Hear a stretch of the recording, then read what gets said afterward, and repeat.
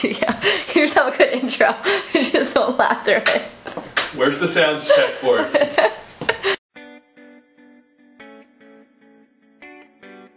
Hello, my name is David Campli. I own Campli Photography in Malvern, Pennsylvania.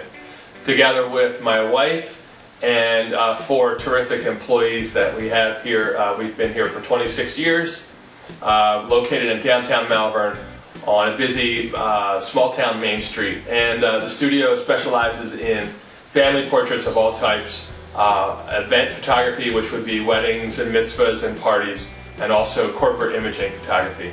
We love what we do and hope to be here for the next 25. What's my educational background?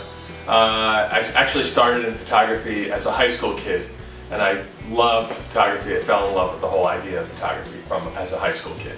But then I decided to go on to a 2-year program to get an associate's degree in specialized technology, which is photography. And so that was way back in 1980, and that was the entree to portrait photography, commercial photography, wedding photography, all that sort of stuff, and all the technical side of the photography world. However, that was all in the world of film. So now that it all changed to digital, back in the early 2000s, it was really continuing education, going to seminars to learn the whole digital aspect, and then ever since then evolving really a lot of self-taught ideas as well. Okay, my work history in photography specifically started at a very young age of 16 as an assistant to a guy who photographed weddings. So that was fun because I would go out and hold his cameras and move the lights around and carry the gear around. So that was really fun. Then I went, and my next photography job was for a large photography studio who did senior pictures, and I was the darkroom developing guy, one of them. There were many, and so all day long it was just developing pictures in the darkroom, and that was a really interesting job because the guy that I worked for was like 65 years old and smoked a pipe inside the darkroom, so that was kind of gross. Anyway, I went to work for a small studio for a total of 3 weeks, and all 3 of my first paychecks bounced, and so I quit. And then I found my home, which was a guy I worked for 8 years. That was in Villanova, called Raber Photography, and he operated a studio very similar to my current studio, which did portrait photography, wedding photography, and some corporate photography.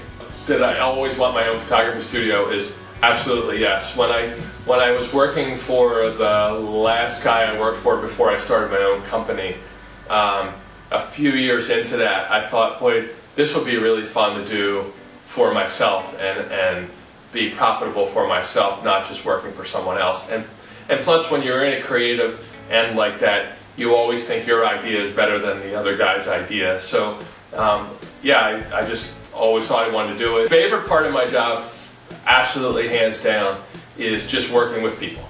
It's not really necessarily the photography, photographing, it's just being with people.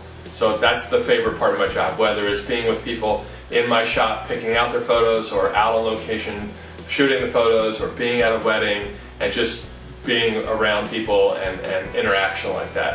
Probably the least favorite part of my job is doing the business side of any of it. So coming up with the new price lists, or talking to the insurance man, or any of the stuff that's sort of the business side of it is probably my least favorite. It's probably my phone. And Jenny should probably turn off her phone now. My advice for people starting a small business or any new business is communication with the people that are around you, communication with all the sort of vendor partner people that you've decided to start your business either with, or the people that you buy from or sell to. But doing as much research as you can about your market, where you're going to put your business and what your business is going to be, and asking a lot of people to give their opinion and try to be objective as possible. Another fantastic thing that we did when we started our business is we were able to go to a seminar-based thing where it was at University of Penn at the Wharton School, and it was a 6-week program where my wife and I dealt with graduate students that were getting MBAs, and we were their project. And so they wrote our business plan for us, and it was a free program. I don't know if it still exists or not, but they gave us really great business plan to get started with, so that I think in today's world, no matter if you're having a small business or a big business, the business plan is the most important thing that you can do. Constant juggle of managing a small business, what's it like?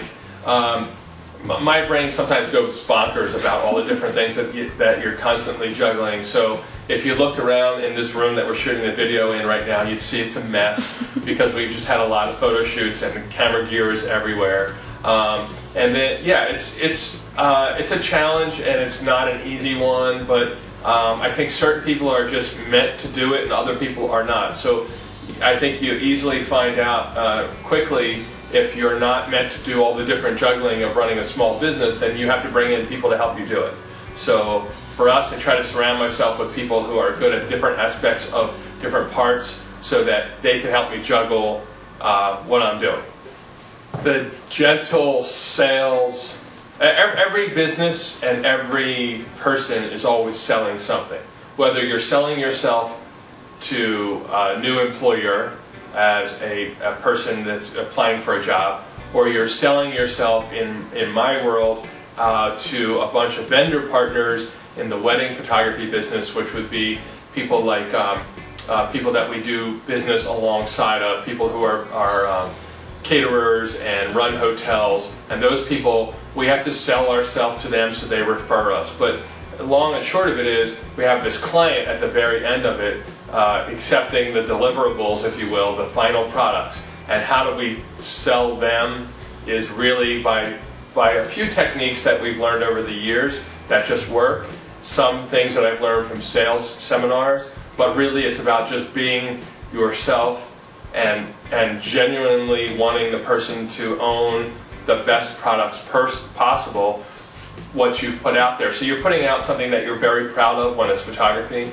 It's an expression of what that session was all about, and if it's a family portrait, you want to see them utilize it the best that it can possibly be used. So for us, we don't want somebody to buy a small portrait because it's the same amount of work as it is to buy a big portrait, but a big portrait has more profitable, more profit margin built into. So yeah, there are ways to get you to help the person own something that's more valuable, that makes you more money, but if you don't really believe in it, then you're probably not going to be very good at selling it. So you have to first believe in it, that that's what they should have. And it comes off very genuine when you do that.